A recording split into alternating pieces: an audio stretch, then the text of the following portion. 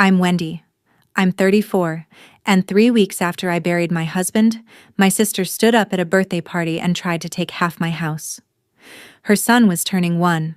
There was still a candle stuck in the cake. Cassandra tapped a fork against her glass, smiled at the whole room, and announced that the baby was Daniel's. Then she said she'd be taking half the house Daniel and I built with our own hands. She even held up a folded paper and called it his will. Every face in that kitchen turned toward me at the same time. I set my plate on the counter and said, "Oh, I see." What I did after that took exactly 9 days, and it started the second I drove home from that party. Because the quiet widow they were all watching wasn't the one who'd been blindsided. Daniel had seen this coming long before I ever did. Welcome back to Calm Drama Stories. Quiet, true-to-life tales about ordinary women who keep their composure when family turns on them, and who win by knowing exactly what they're worth. If boundaries and earned justice are why you're here, drop a comment and be sure to subscribe. 3 weeks before the party, I stood at the front of a small church and held the room together because that's what I do. I'm an ER nurse, 11 years. When everything is falling apart, people look at the calmest person in the room, and somehow that person was always me. So I greeted the cousins. I thanked the neighbors. I refilled the coffee urn in the church basement while my own chest felt like a closed fist. Daniel was 41, a heart attack on a Tuesday morning, between his second cup of coffee and his first client call. No warning, no long goodbye. Just a phone ringing in my locker at the end of a night shift, and a charge nurse I'd worked beside for years saying my name in a voice I'd only ever used on other people. We built our house together, a 1920s wreck on Linden Street that everyone told us to bulldoze. We didn't. We spent 6 years stripping wallpaper, sanding floors, and arguing about paint while we paid it down to zero. $800,000 now? The realtor down the block kept telling me, like that was supposed to be comforting. It wasn't a number to me. It was the smell of sawdust and the sound of Daniel laughing at his own bad measurements. After the service, my mother hugged me too long, and my sister didn't come up at all. And in my coat pocket, unopened, was a plain white envelope his lawyer had pressed into my hand at the wake, with one line of Daniel's handwriting on the front that I couldn't bring myself to read yet. For 2 days after the funeral, I worked. People thought that was strange. I thought it was the only thing keeping me upright. The ER doesn't care that your husband is dead. A kid comes in with a broken arm and you set the splint, and for 90 seconds your hands know exactly what to do. At home, it was different. At home, the house was too quiet and too full of him at the same time. His reading glasses on the kitchen windowsill, his handwriting on the calendar. Daniel was an accountant, and he was careful in a way that used to make me roll my eyes. He labeled everything. He kept receipts I'd have thrown out. He had a folder for the folders. "One day you'll thank me," he used to say, sliding another document into another sleeve. I'd tell him I'd thank him by never having to look at any of it. On the third night, I finally sat down at the kitchen table with a glass of wine I didn't drink and the white envelope from the lawyer. The name on it was Greg Halloran, attorney at law. I didn't even know Daniel had a lawyer of his own. We'd done our basic paperwork together years ago, the way couples do. Wills, beneficiaries, the boring stuff you sign and forget. But this was something else.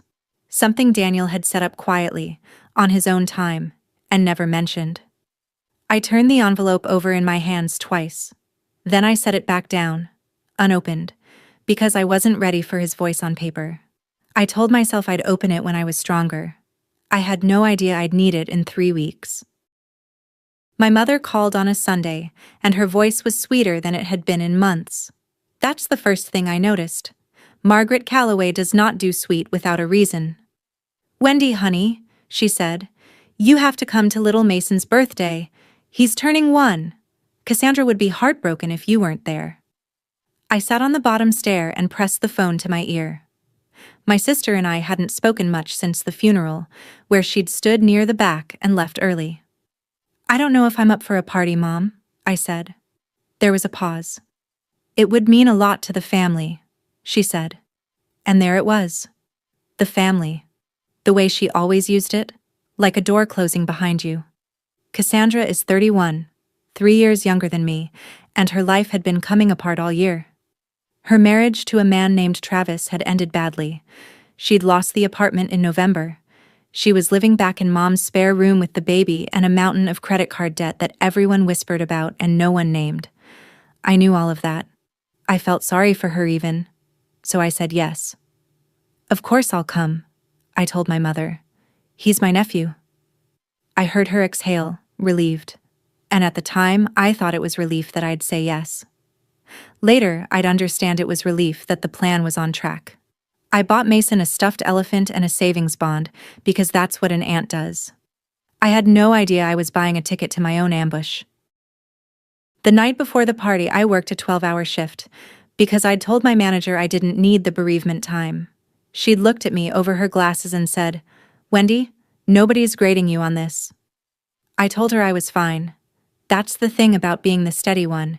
You get so good at it that you forget steady isn't the same as okay. My friend Dana, who's been my charge nurse for 6 years, caught me restocking a crash cart at 2 a.m. that didn't need restocking. "Go home," she said. "Sit in your house. Cry if you want." I told her crying didn't fix anything. She told me that wasn't the point. I drove home at dawn with the white envelope still in my bag, where it had lived for 3 weeks, because I kept meaning to open it and kept finding reasons not to. I'm not a woman who avoids things. In a trauma bay, I run toward the worst of it. But grief had made me slow in a way I didn't recognize in myself. And I hated it.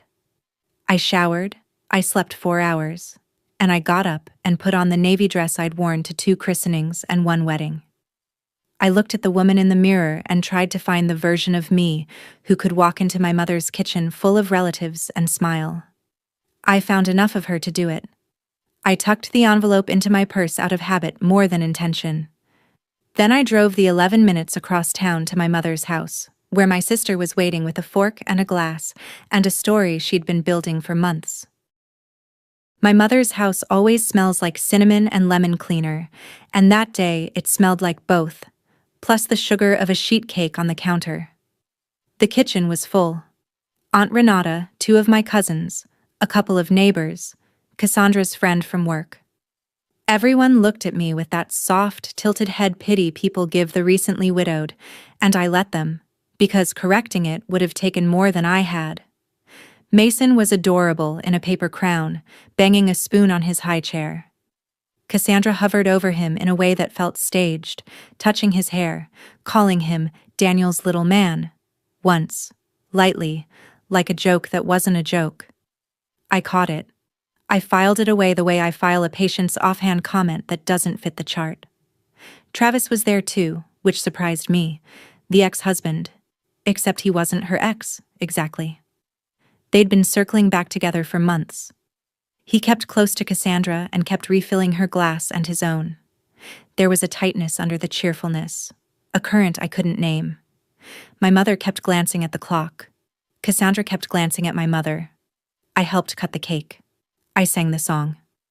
I held my nephew for a minute and felt the old ache of a child Daniel and I never got to have, and I pushed it down because this wasn't the place. Then, just as people were licking frosting off plastic forks, my mother stepped to the center of the room and tapped a knife against a wine glass. "Everyone," she said, "Cassandra has something she'd like to share." And my sister stood up, smoothed her dress, and smiled at me like a cat that already had the bird. Cassandra let the room settle before she spoke, and I knew right then that she'd practiced this. "Most of you know the last few months have been hard for me," she began, and a few people nodded, ready to be moved. Raising Mason alone, the divorce, and now, losing Daniel.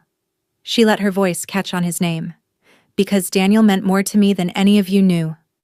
The kitchen went still. I felt the temperature of the room change, the way you feel a fever spike under your palm. Cassandra looked directly at me. "Mason is Daniel's son," she said. "Daniel and I were together before he got sick. He knew. And he wanted Mason taken care of." Somewhere behind me, Aunt Renata made a small sound. I didn't move. Cassandra reached into a folder on the counter and pulled out a sheet of paper, holding it up so everyone could see the stamp at the bottom. "This is Daniel's will," she said. He left provision for his son. So as Mason's inheritance, I'll be taking half of the house on Linden Street, half of $800,000. It's what he wanted. She set it down like a winning card. My mother had her hand pressed to her chest. My cousins stared at the floor. Travis stood behind Cassandra with his arms crossed and a look on his face that he thought was sympathy and was actually triumph. And there it was. My son is Daniel's, and as inheritance, I'll take half your house. Said out loud in my mother's kitchen, over a 1-year-old's birthday cake 3 weeks after I'd buried him. The whole room turned to me to watch me break. I understood, suddenly and completely, why my mother's voice had been so sweet on the phone. This wasn't a party. It was a setup. And I'd brought the elephant. Here is the thing nobody in that kitchen expected. I almost laughed, not because it was funny, though some part of me, the part that has stood in trauma bays at 3 in the morning and seen the worst of what people do, found it darkly, bitterly absurd. I almost laughed because I knew something Cassandra didn't, and the size of the gap between what she thought she was doing and what was actually true was, in that frozen second, almost too much to hold in. I didn't laugh. I'm not cruel, and there was a baby in a paper crown 10 feet away. I held it down the way you hold down everything in that job, and I let my face go calm and unreadable. Oh, I said. I see. The room had braced for screaming, for tears, for me to lunge at the paper on the counter. Instead, I picked up my plate, set it gently in the sink, and rinsed my fork like a guest with manners. Thank you for the party, Mom, I said. Mason looked happy. I crossed to the high chair, kissed my nephew's sticky forehead, and told him happy birthday. Then I picked up my purse and walked out the front door into the cold, while behind me the kitchen erupted into the murmur of people who hadn't gotten the show they'd been promised. I got in my car. I sat for a moment with my hands on the wheel, perfectly steady, the way they always are. And then I reached into my purse, and my fingers found the white envelope from Greg Halloran that I'd carried unopened for 3 weeks. For the first time, I tore it open right there in my mother's driveway. I read the one line inside, and everything went very, very quiet. The envelope held a single index card, and on it, in Daniel's neat accountant's hand, were 2 sentences. If anyone ever fights you for this house, don't argue with them. Go to Greg. He has everything you'll need. That was it. No explanation, no name, just Daniel, reaching out from 3 weeks dead to put a hand on my shoulder in my mother's driveway. I read it 4 times. I'm a practical woman, and I don't believe in signs, but I sat in that cold car and felt something settle in me that had been loose since the morning the phone rang in my locker. He knew. Somehow, before any of this, Daniel had known that someone would come for the house, and he'd built a wall around me that I couldn't even see yet. I drove home to Linden Street, 11 minutes, the same 11 minutes back, and let myself into the house we'd built. It was quiet and full of him, the way it always was now. I put the index card on the kitchen table and stared at it. He has everything you'll need. Everything for what? The will Cassandra waved around had looked official enough, with a stamp and a signature, and for one ugly second in that kitchen I'd wondered if Daniel had a life I didn't know about. 3 weeks of grief will make you doubt the solid ground under your own marriage. But Daniel's handwriting on that card was steadier than my own pulse, and it told me to wait, to not argue, to go to Greg. So I did the only thing the steady one ever does. I made a plan. I'd call the lawyer first thing Monday. And then my phone lit up with the first of what would be many messages from my mother. By the time I'd made tea, my phone had 11 messages. My mother led the charge. I know that was a shock, but you can't just walk out on family. Then, 20 minutes later, Cassandra is in a terrible spot. That baby is your husband's flesh and blood. Then Aunt Renata, who had clearly been recruited. Wendy, we all loved Daniel. Don't let pride get in the way of doing right by his son.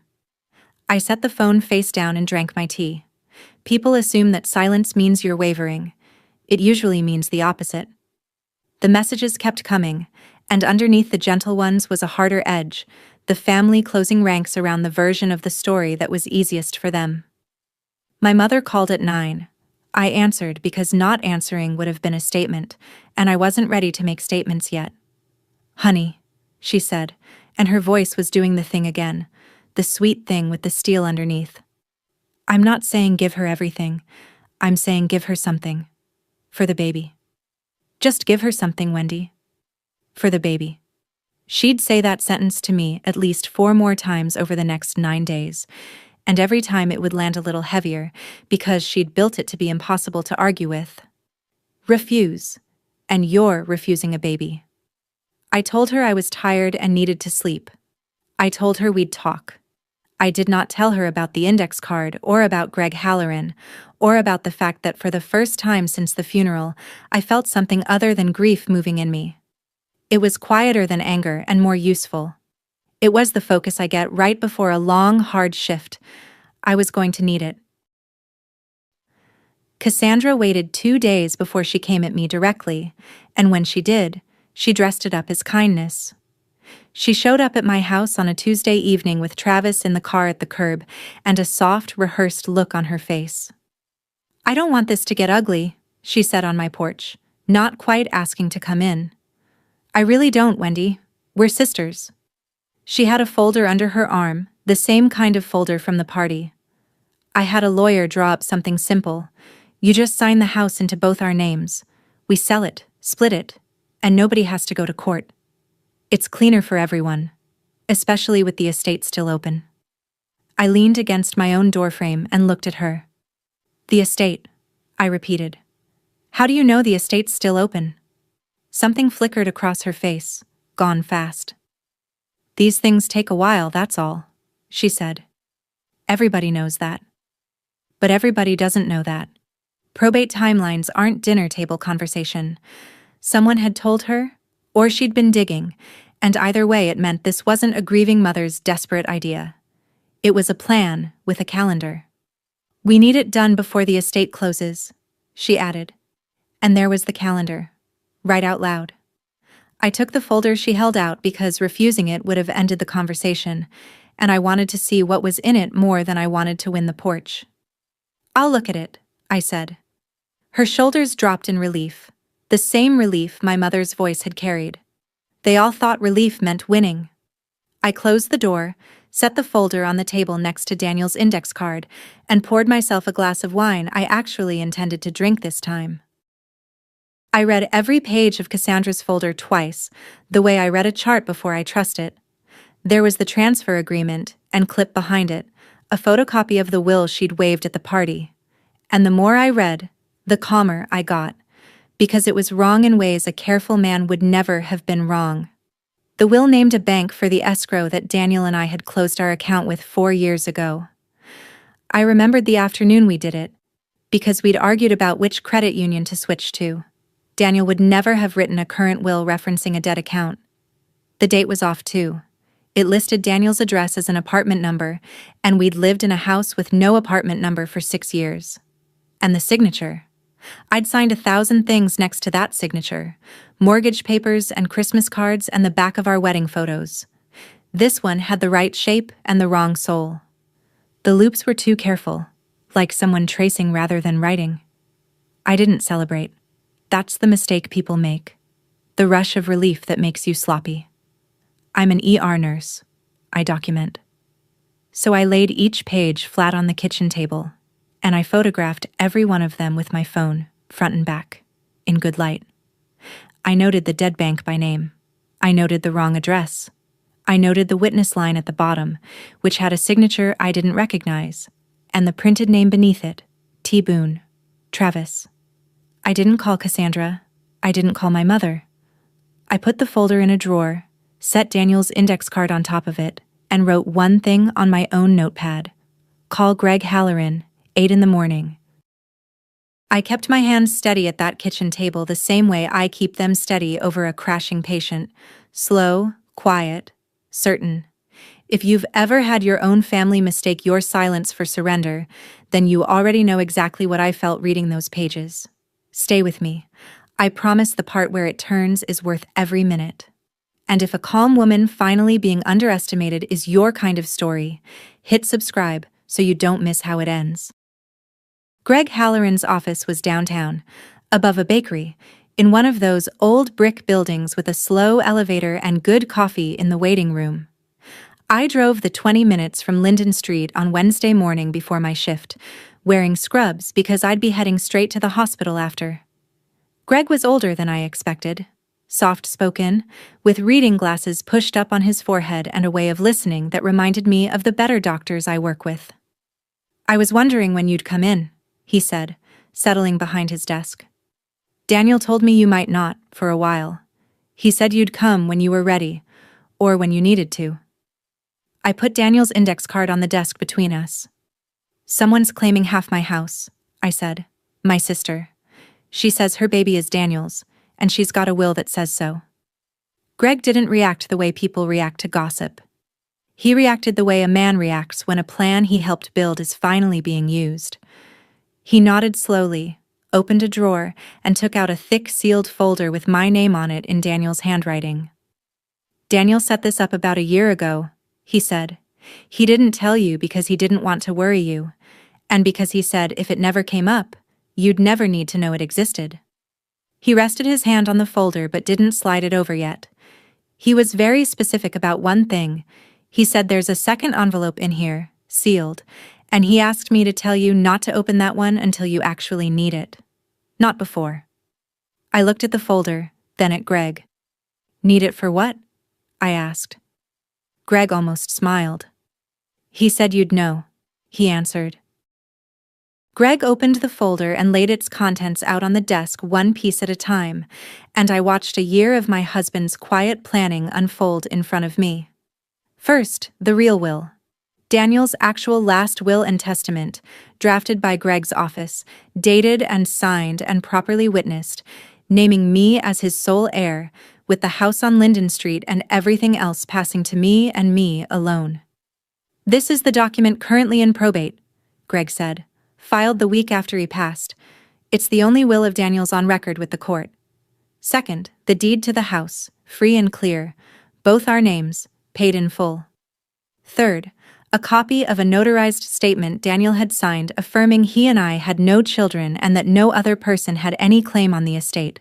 And then, beneath all of it, a smaller sealed envelope, cream-colored with a line in Daniel's hand across the front. For Wendy, when needed." I reached for it, and Greg said gently, "Not yet, if you can help it." He was firm about that. He said the timing would matter. I pulled my hand back. It cost me something to do it, because everything in me wanted to tear it open and see whatever last piece my husband had left. But Daniel had never once steered me wrong in 12 years, and I wasn't going to start doubting him in a lawyer's office. So I picked up the sealed envelope, and I held it. That small cream rectangle, light as nothing, with my name and his handwriting on it. I held it in my lap with both hands the way you hold something that matters more than it weighs.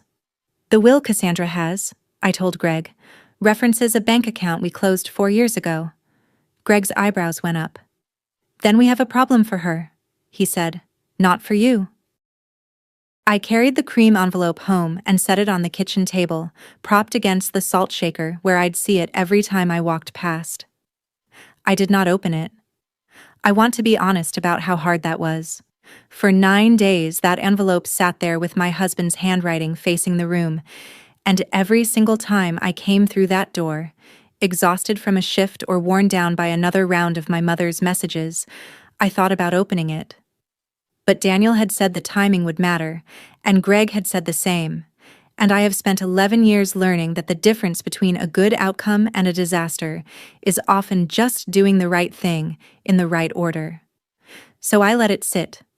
What I did instead was work the problem the way I knew how. Greg had told me, before I left, that the will Cassandra was passing around was not in the court file. There was no second will of Daniel's anywhere in probate. "If she files that document with the court," he'd said, "she'll be submitting a forged will. That's not a family squabble. That's a felony." He'd said it plainly, no drama, the way you'd tell someone their lab results. I thought about that on the drive home and through my next 2 shifts. My sister, drowning in debt, with a new boyfriend whose name was printed under a fake witness line, was about to walk into a courthouse and hand a judge a crime. And the family was lining up behind her, telling me to be reasonable, to give her something. For the baby. When silence didn't work on me, Cassandra changed weapons. She went public. On Thursday, my cousin texted me a screenshot. Cassandra had posted on her page, no names, but everyone knew. A long, weepy paragraph about how some people in her family were hiding a dead man's wishes and turning their backs on a grieving single mother and an innocent baby. Heartbreak emojis, a photo of Mason looking up at the camera with enormous eyes. The comments rolled in underneath. People who didn't know a thing about my marriage offering my sister strength and prayers, a few of them adding that blood is blood, and that poor child deserves what's his. I read every word, and then I set the phone down and finished folding my laundry. Here's what I understood, standing in my quiet bedroom on Linden Street. Cassandra fought with noise, lies, a stamped paper, a public crowd, a baby's photo. She was building a story loud enough that the truth would have to shout to be heard over it. And shouting was exactly what she wanted from me. If I went online and defended myself, I'd be the cold widow attacking a single mom. If I called everyone and pleaded my case, I'd be dragging Daniel's name through a fight. So I did neither. I would not fight her noise with more noise. I had a deed. I had a real will sitting in a courthouse. I had a folder of documents Daniel built before any of this began, and I had a cream envelope against my salt shaker that I hadn't even opened yet. Quiet things. Solid things. The kind of things that don't trend on anyone's page but hold up under oath. I let her have the internet. I was going to keep the truth. My mother asked me to come by on Friday, just the two of us, and I went. Because she's my mother and because I wanted to look her in the eye. She made coffee neither of us drank. And then, standing at her own kitchen sink with her back to me, she started to cry. Not the performed catch in the voice Cassandra used. Real crying, the kind that bends a person. She has nothing, Wendy, my mother said. No husband, no apartment, those credit cards, and now a baby. If you don't help her, I don't know where they'll go. I lie awake picturing them in a car. She turned around, and her face was wet and old and frightened. And for one long moment I saw her not as the woman who'd helped set me up at a birthday party, but as a mother terrified that one of her daughters was going to fall off the edge of the world. I felt it pull at me, hard. That's the trap with family. They hand you their fear and call it your responsibility. Just give her something, she said again. For the baby, please. Just give her something, Wendy. For the baby. I crossed the kitchen and I held my mother while she shook, because I loved her and her fear was real even if her facts weren't. But over her shoulder, I made myself say it clearly inside my own head. Loving someone does not mean lying for them. Helping a child does not mean signing my house over to a forged will. I could be moved and still not be moved. I left before Cassandra got home. On my way to the car, my phone buzzed. Cassandra again. Filing with the court Monday. Sunday dinner. Whole family. Last chance to be reasonable. I could have hidden. That was an option, and I want to be clear that I considered it. I could have let Greg handle everything by mail, never set foot in my mother's house again. Let the court grind it out in its own slow time while I avoided the whole loud, ugly scene. That would have been the safe play. But I kept thinking about that kitchen full of relatives looking at me, waiting for me to break. And I kept thinking about Daniel's handwriting telling me not to argue but never telling me to run. There's a difference between not arguing and disappearing. So I made my decision standing in my own living room on Friday night.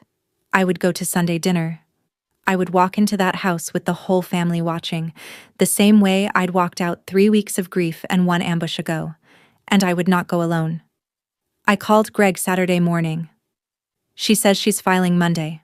I told him. There's a family dinner Sunday. Everyone will be there. She thinks I'm coming to give in. Greg was quiet for a second. Do you want me there? He asked. I hadn't even had to ask. Yes, I said. I think it should end where it started. He agreed to come. And then I stood in my kitchen and looked at the cream envelope against the salt shaker, the one Daniel had told me not to open until I needed it. For the first time, I understood that the moment was finally close. Not yet, but close. I touched the corner of it with one finger, the way you touch the hand of someone you miss, and I left it sitting there one more night. Sunday morning, 2 hours before I had to leave, I sat down at the kitchen table with a cup of coffee and the cream envelope, and I finally opened it. My hands, which never shake, shook a little then. Inside was a single folded sheet of medical letterhead and a short note in Daniel's writing. The note said, "Wendy, if you're reading this, someone's claiming I'm someone's father. I'm not. I never told you because I never wanted you to feel it was a wall between us and the family we talked about. But I made a choice years ago, and I kept the proof, because proof beats a story every time. I love you. Don't argue with them. Just hand them this. D." Under the note was the letterhead, a urology clinic, a procedure date in the spring of 2022, a vasectomy with Daniel's name, his date of birth, the physician's signature, and clipped behind it, a second sheet, a post-procedure lab result, dated 8 weeks later, confirming the procedure had worked. Azoospermia, no sperm present. Confirmed. I read it twice, and then, alone in my quiet kitchen on a Sunday morning 3 weeks after I'd buried him, I laughed. I actually laughed. One short, helpless sound, because of course he had. Of course Daniel, who labeled his folders and kept receipts I'd have thrown away, had a dated medical record proving he could not possibly be the father of a child conceived in 2024. He'd been carrying my defense for 2 years without ever saying a word. I sat there and let myself cry and laugh at the same time, missing him so much it took my breath, and so grateful for his carefulness that I could have kissed every receipt he ever kept. Once I stopped laughing, the nurse in me took over, because the proof was good, but it had to be airtight. I laid it all out on the table and built the timeline the way I'd build a case for a doctor on rounds. Daniel's vasectomy, spring 2022.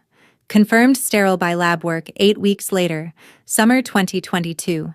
Mason, my nephew, had just turned 1, born in early 2025, which meant conceived around spring 2024.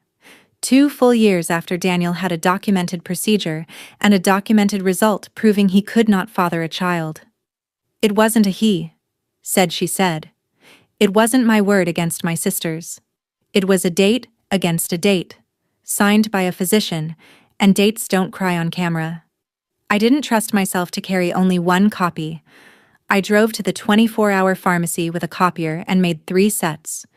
The real will from Greg's folder, the deed, the notarized statement, and now, the medical records.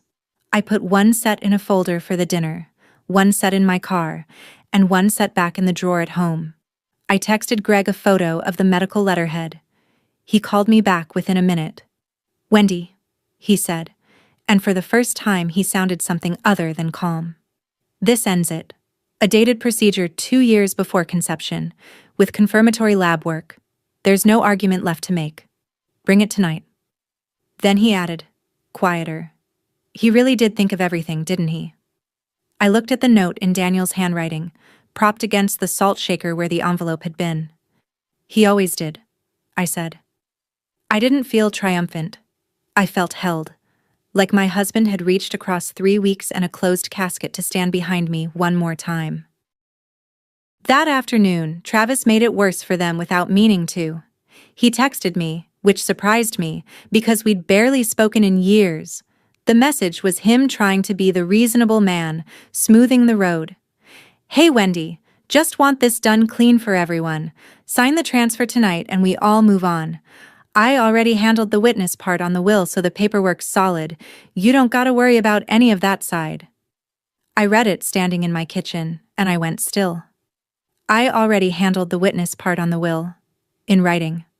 From the man whose printed name, T. Boone, sat under the witness line on a will Daniel never signed, a will that referenced a dead bank account and an address that didn't exist. Travis had just told me, in a text message, that he'd signed as a witness to a document my husband never wrote. That's not witnessing a will. That's forgery. And he'd put his hand to it, and then bragged about it to the one person it would hurt him with. I didn't reply with anything that would tip them off. I typed back something soft and stalling. I hear you. Let's talk tonight. Then I screenshotted his message, twice, and emailed it to myself and to Greg with the timestamp intact. He just admitted in writing to faking the witness signature, I wrote to Greg. Greg's reply came fast. Save it. Don't antagonize him. Bring everything tonight and let the document speak. I looked at the little stack of folders by my door. The deed, the real will, the medical records. And now a confession. Freely given, screenshotted and backed up. They'd spent months building a story. I'd spent one quiet week collecting facts. Tonight we'd see which one held. I've watched families fall apart in waiting rooms and pull together over nothing at all. So I knew the dinner ahead of me wasn't really about a house. It was about whether I'd let grief make me small enough to disappear. I wasn't going to. If you've ever had to stand up for yourself at exactly the wrong moment, comment one word, same, and subscribe, because the dinner table is next, and I'd been getting ready for it my whole quiet life. My mother called Saturday night for one last push, and I let her have her say. You'll come tomorrow, she said, and you'll be sensible. Cassandra's willing to settle for half. That's generous, considering she could take it all to court. I almost asked her if she believed it. If she truly believed her dead son-in-law had fathered her other daughter's baby, or if she'd just decided the easiest story was the true one because the true one let her stop lying awake. But I didn't. There wasn't any point. I'll be there, Mom, I said. And I'm bringing Daniel's lawyer. There was a long silence on the line. Why on earth would you do that? She said, and her voice had lost its sweetness. We're family. We don't need lawyers.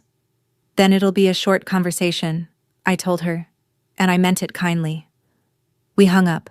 I imagined she told Cassandra I was bringing a lawyer, and I imagined Cassandra took it as a sign of weakness, that I was so rattled I needed help, that I'd come to negotiate the terms of my own surrender.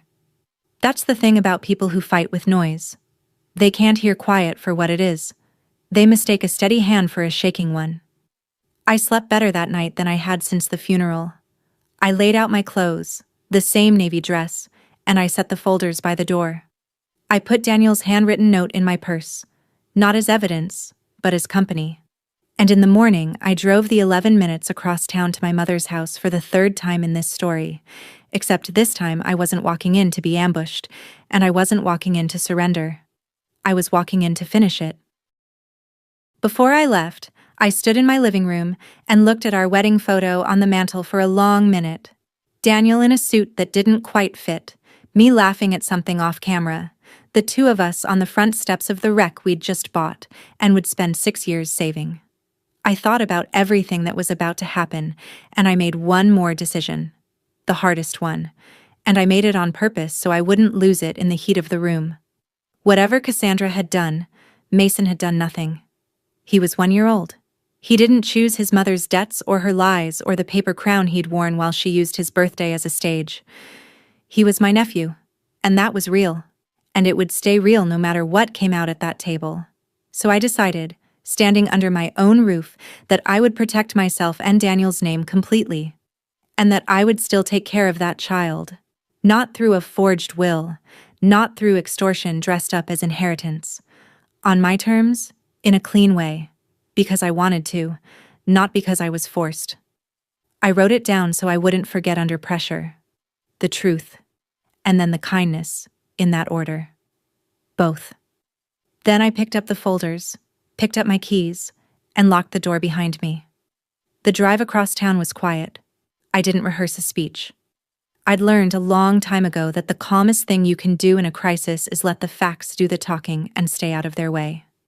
I had a folder full of facts. All I had to do was set it on the table and let it breathe. The house was full again, almost the same crowd as the party. Aunt Renata, the cousins, 2 neighbors, my mother hovering, Travis planted by the window with a beer. Mason was asleep in the back room. Someone had made a roast. The smell of it filled the house, warm and ordinary, which made everything underneath it feel stranger. People said hello to me carefully, the way you greet someone you expect to either cry or explode. Cassandra was at the head of the table, and she'd dressed for it, done her hair, put on the confident face. When I came in, she stood, and she didn't waste a second. "I'm glad you came, Wendy," she said, loud enough for the room. "I really hoped you'd be reasonable, because the way I see it, my son is Daniel's, and as his inheritance, I'll be taking half your house. We can do this the easy way tonight, or the hard way in court Monday. My son is Daniel's, and I'll take half your house." The same line, in the same kitchen, 3 weeks later. Except this time she'd built an audience for it, and this time she thought she'd already won. The relatives shifted in their seats. My mother wouldn't meet my eyes. And then the front door opened behind me, and Greg Halloran stepped in a gray suit, carrying his own slim briefcase, and the whole room turned to look at the stranger. "Who's this?" Cassandra said, her confidence flickering for just a second. "This is Greg Halloran," I said, setting my folder down on the table. "He's the attorney who handled Daniel's estate." I pulled out a chair, sat down, and folded my hands. "Sit down, Cassandra," I said gently. "Let's talk about Daniel's will." Cassandra didn't sit. She doubled down, because that's all she had left. "I don't need a lawyer to know what's right," she said, and her voice climbed. "Daniel loved Mason. He told me he'd take care of him. Are you really going to look at this innocent baby and say no?" She turned to the room, working it.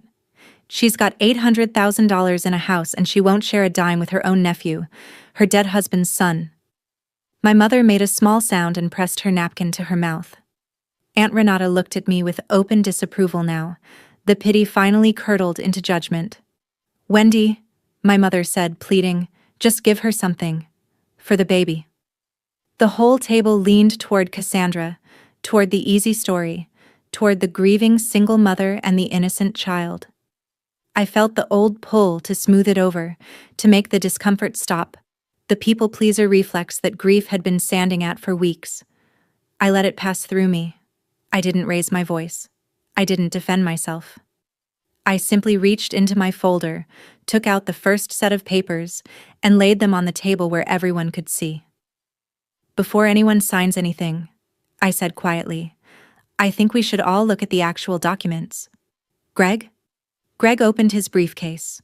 Cassandra's eyes went to the papers on the table and then to the lawyer, and for the first time something cold crossed her face.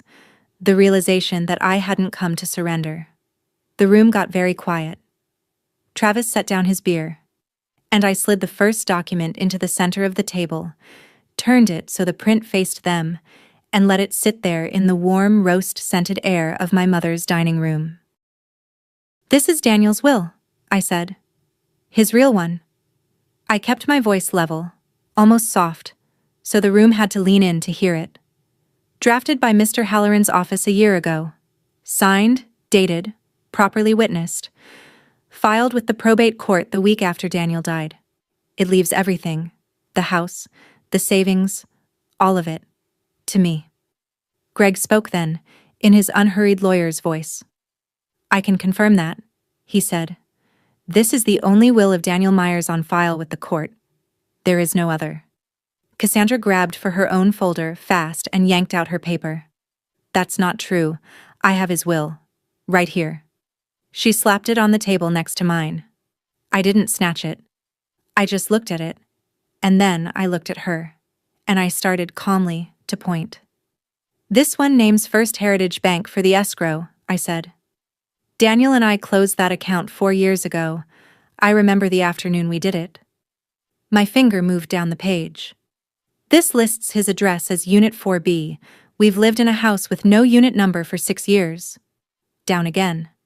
And this witness signature here, printed underneath. T. Boone." I let the name sit in the air. Travis, by the window, went the specific gray of a man watching a floor open under him. "That's Travis," I said, "who witnessed a will my husband never wrote." Greg said a single clean sentence on top of it all. "Submitting that document to a court," he said, to the room, not unkindly, "is submitting a forged will. That's a felony in this state. For everyone who signed it. The relatives who'd been leaning toward Cassandra all pulled back at once, like a tide going out. My mother's napkin had frozen halfway to her face, and Cassandra, finally, said the thing she shouldn't have. But Mason is still his, she said. The will doesn't matter. Mason is Daniel's son. That was the door I'd been waiting for her to open. I didn't rush it. I reached into my folder, took out the last set of pages, and laid them in the center of the table beside the rest, turning them so the letterhead faced the room. This is a medical record from Daniel's urologist, I said. My voice stayed exactly where it had been. Quiet, even, a nurse reading a chart aloud. It's dated spring of 2022. It documents a vasectomy. And this second page is the lab result from 8 weeks later, confirming the procedure worked. Confirming Daniel could not father a child. I looked up at my sister. Mason was born in early 2025. He was conceived around spring of 2024. That's 2 years after Daniel had a documented procedure proving he couldn't have children. I let it land softly, which is the only way a thing that heavy can land. Daniel isn't Mason's father, Cassandra. He never was. And Daniel kept the proof for 2 years, in a sealed envelope, with a note to me, because some part of him knew that one day someone would stand up and say exactly what you just said. The room was utterly silent. And then Cassandra broke, the way the loud ones always break when the noise runs out. She snatched up the medical pages and threw them down. "That's fake," she shouted. "You faked that, you and your lawyer, to cheat my son out of—" Her voice cracked and climbed and cracked again. She shoved her chair back so hard it toppled and clattered against the floor. "You always do this. You always make everyone think you're so perfect, so calm, so much better than me." She was screaming now, in our mother's dining room, over a sleeping baby's head, and the more she screamed, the quieter and stiller I became, until the contrast was the only thing left in the room. I set Travis's screenshot on the table last, face up. "He told me himself he signed it," I said softly. Then I looked around at all of them, at every face that had turned to watch me break. "Oh," I said. "I see. And now everyone does too." The room turned all at once, the way a room does when a story it believed collapses in front of it. Aunt Renata stood up and stepped away from Cassandra like she'd caught fire. The cousins were staring at the medical letterhead, at the dates, doing the same simple arithmetic I'd done at my kitchen table. 2 years, documented, signed. Travis had already edged toward the door, and Greg, calm as ever, said to him, "You'll want to think very carefully about whether that will get filed Monday, Mr. Boone, and you may want your own attorney." Travis left without a word, the screen door banging behind him. Greg gathered the documents, squared them, and laid out the rest plainly for the room. No drama in his voice at all. A forged will submitted to probate is fraud. A false witness signature is forgery. Both are crimes, and both had names attached to them now, in writing, in front of witnesses. He said it the way you'd read a weather report. The relatives listened with their hands over their mouths. My mother had sunk into a chair, gray and small. And Cassandra stood in the wreck of her own performance, chair on its side behind her, mascara going, looking around a room that 20 minutes ago had been entirely hers and was now entirely not. I felt no rush of victory. I want to be honest about that, because the movies tell you this moment feels like winning. It didn't. It felt like watching a wound I'd hoped wasn't as deep as it turned out to be. This was still my sister. That was still my mother in the chair. The roast was still warm on the table no one was going to eat. I'd been right, and being right had cost everyone in the room something. I let the silence hold. Then I turned to my mother because she was the one I needed to speak to next. My mother found her voice first, and it was thin and broken. "Wendy, please, please don't send your sister to jail. She wasn't thinking. She's desperate. The baby." And there it was, one final time. The baby. The lever they'd been pulling for 9 days. But this time I had something to set down across from it. "I'm not going to the police. I said, to the whole room, but mostly to my mother. Not if this ends here, tonight, completely. The will doesn't get filed. The story stops. No more posts, no more calls, no more half my house. Cassandra signs a statement that there was never any claim, and she writes me one sentence of apology I can keep. I turned to my sister, who had stopped screaming and started crying the real way now. I'm not doing it to be cruel, I said. I'm doing it because I won't spend the rest of my life looking over my shoulder at a lie. Then I said the part I'd written down that morning so I wouldn't lose it. And Mason, I said, is still my nephew. He didn't do any of this. So I'm going to open a college fund for him, in my name, controlled by me, that no one else can touch. Not because anyone forced me, because I loved your husband too once, before he was yours, and because that little boy deserves better than the people fighting over him. Cassandra looked up at me, wrecked, and for the first time in 9 days she didn't have anything to say. My mother put her face in her hands. The room stayed quiet. I picked up my folder, slid it back into my bag, and stood. Greg has my number, I told them. Use a lawyer next time, it's cleaner. The estate closed 6 weeks later, clean. The house on Linden Street is mine, free and clear, exactly as Daniel arranged it the week after he passed, without my ever knowing. Cassandra never filed the forged will. She signed the statement Greg drew up, and she sent me the one sentence I'd asked for, and I keep it in the same drawer as Daniel's index card, not because I reread it, but because it's proof a thing happened that everyone would rather pretend didn't. Travis disappeared the way that kind of man disappears. He hasn't been around the family since, and no one asks. I opened the college fund for Mason the following month. A custodial account. My name on it. Money going in quietly every payday. I don't send updates. I don't make a show of it. One day, when he's old enough to understand any of this, he'll have a clean start that has nothing to do with the worst night his mother ever planned. My mother and I are careful with each other now. She calls sometimes. The sweetness is gone from her voice, and somehow that makes it more honest. She has never apologized, and I've stopped waiting for it, because waiting for an apology is just another way of letting someone hold the door closed behind you. I closed it myself. I keep my own keys now. I still work nights. The ER still doesn't care what's happening in your life, and most days I'm grateful for that. For 90 seconds where my hands know exactly what to do. The house is still too quiet and still full of him, but it's a softer kind of full now. His reading glasses are still on the windowsill. I haven't moved them. In the kitchen drawer under the apology and the index card is the folder Daniel built a year before he died, the one he never mentioned because he hoped I'd never need it. Some nights I take out his note and read the last line again. Proof beats a story every time. I love you. He was right. The careful, exasperating, wonderful man. He was right about all of it. Here's what I learned, and I'll keep it to one line. Grief doesn't make you an easy target. Not if the person who loved you spent his quiet hours making sure you'd never have to raise your voice to be believed. That's my story. One forged will, one sister who underestimated a quiet woman, and one husband who thought ahead. If this reminded you to keep your own paperwork in order, your will, your records, the truth in writing, take it as a sign and do it this week. Share this with someone who needs to hear it. Drop a comment, hit subscribe, and I'll see you in the next one.